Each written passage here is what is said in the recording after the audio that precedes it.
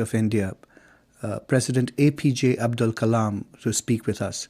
President Kalam, thank you so much for joining us today. I was happy to be with Wharton. Yes. Since our publication is called Knowledge at Wharton, I wonder if you could tell us something about knowledge. Well, I designed a four-line poem-like thing called creativity. I would have made at least million children to repeat it. Okay, million children repeat. I will say, and they will repeat it. So I am going to say a few words about creativity. Learning gives creativity. Creativity leads to thinking. Thinking provides knowledge. Knowledge makes you great. So I am very happy. Wharton, you are thinking of knowledge at Wharton. It's a beautiful idea. My greetings to all of you. I wonder if you could start by talking about your past. You were born in Rameshwaram in 1931.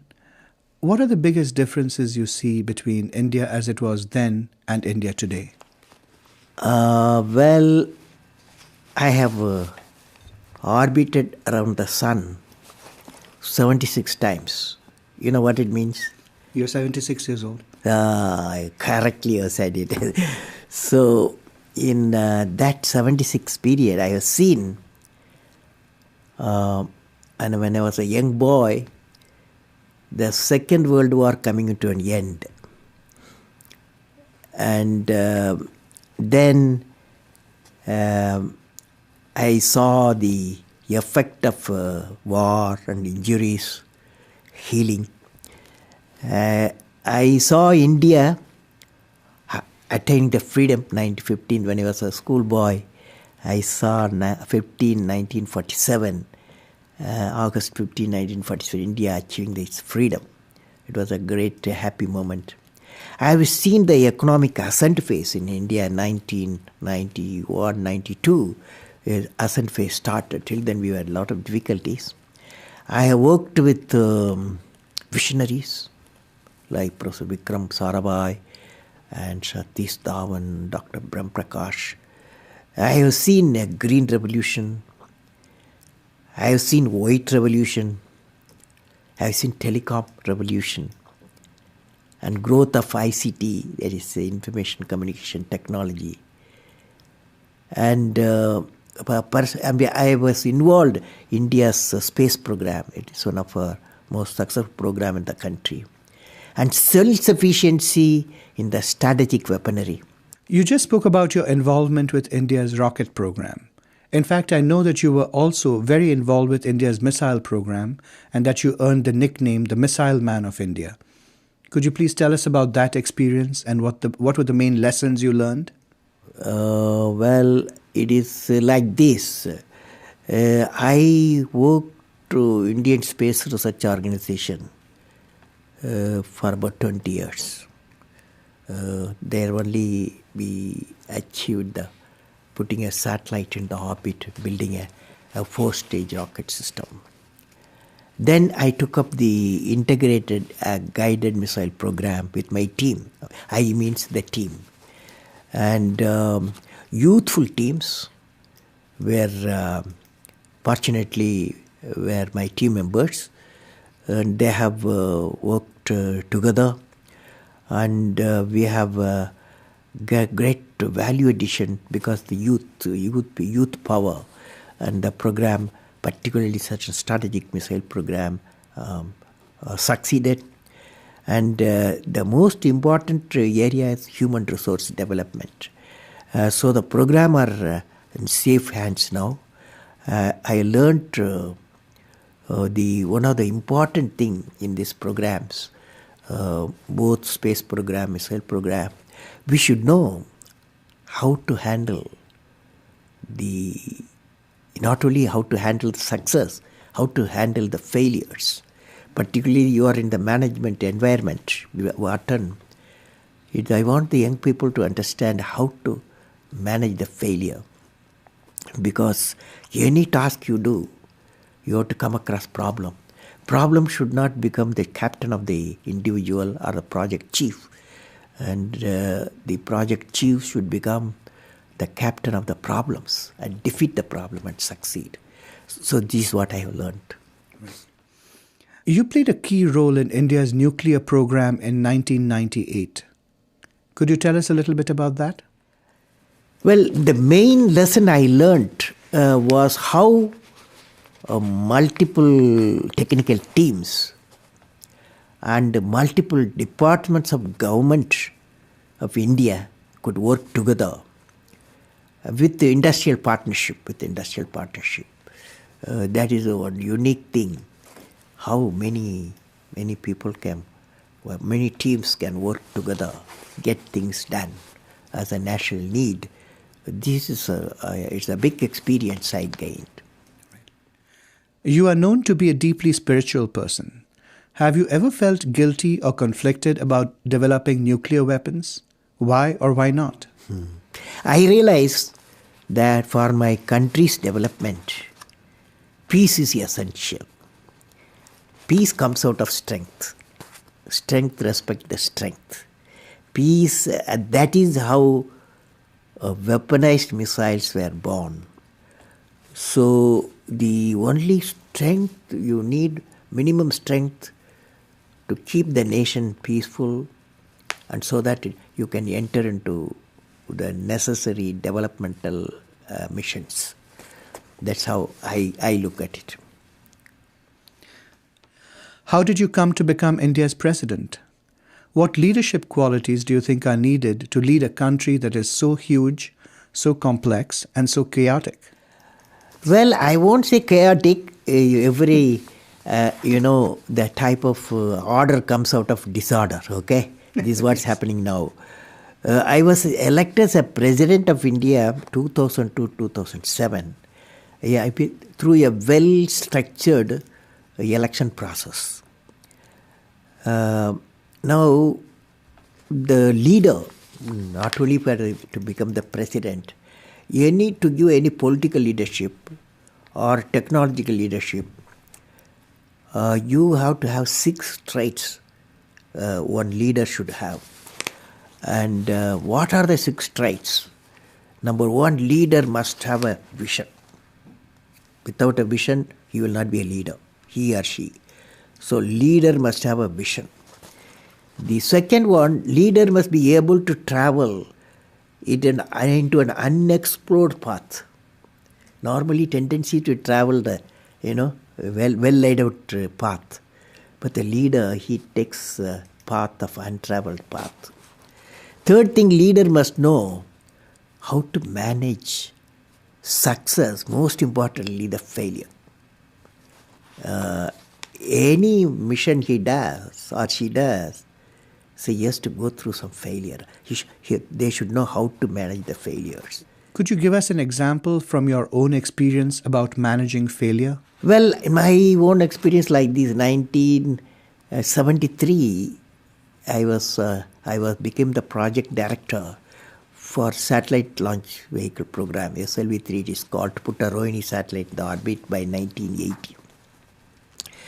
When the management structure I was given, money I was given, and then human power I was given, only they said by 1980, you must put the satellite in the orbit, making a rocket. So thousands of people worked for that, say a scientific technical team. So when the time came, 1979, I think it's in August, we launched, I was in the mission director, project director. I was the control center. I was the mission director. We handed over to the computer to do the process of checking the launch vehicle T-minus 4 minutes and launch it. After 1 minute, in the computer, checkered computer put a hold. For some reasons, they said a display was there. It said some component is not doing well, control component. My experts told me, I have always behind me 4 or 5 experts will be there. And they quickly calculated in computer. They told me, don't worry, there is a lot of reserve fuel is there. We will succeed. So I bypass the computer. I went on manual, launched the rocket system. Okay, and it's a 4-stage rocket system. First stage worked beautifully. As soon as the second stage separated, it got into trouble.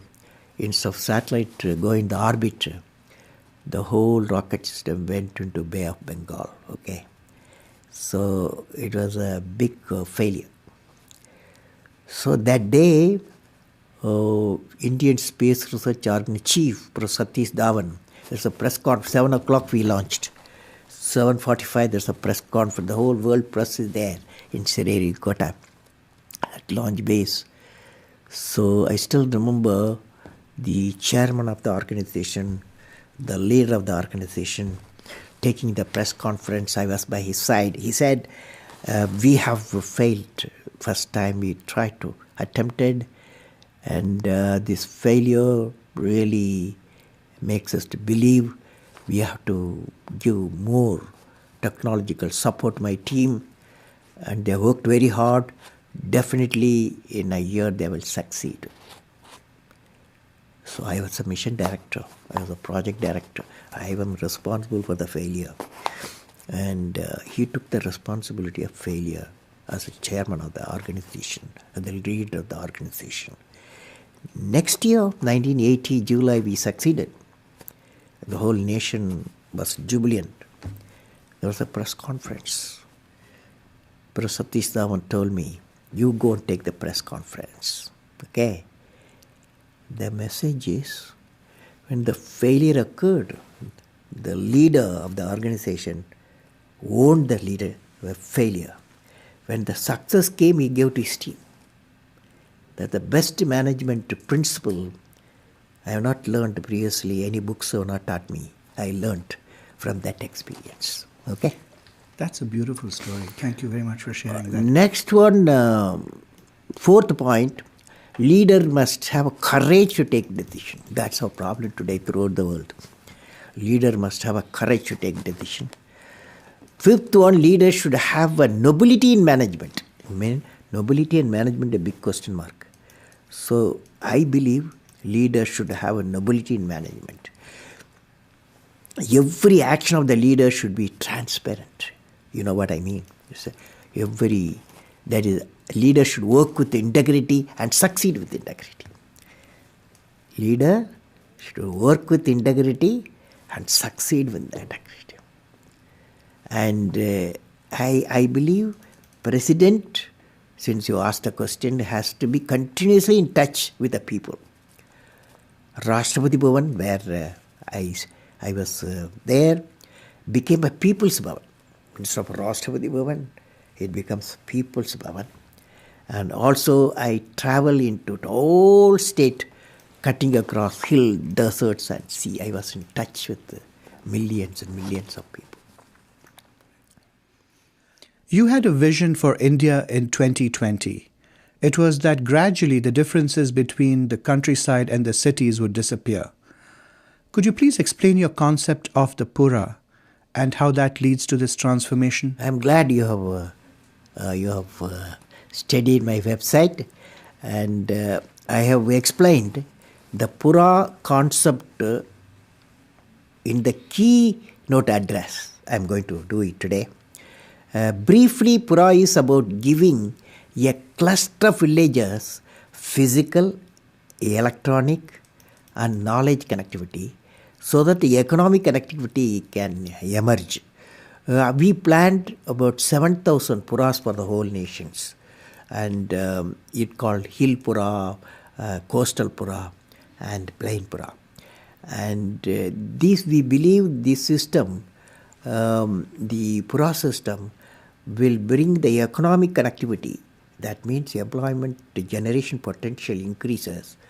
And I believe through Pura we are saying, and employment generation capacity, empowering the people for employment is indeed very vital in the rural environment so that prosperity will emerge. You have spoken about the need for India to become energy independent by the year 2030. How would that happen? Today all our fossil fuel dominating the energy sector throughout the world. The World Energy Forum predicts another 5 to 8 decades the fossil fuel will vanish because it is not renewable. So I have given to my country what is called energy independence. It's a three-dimensional approach. Number one, you go for solar power.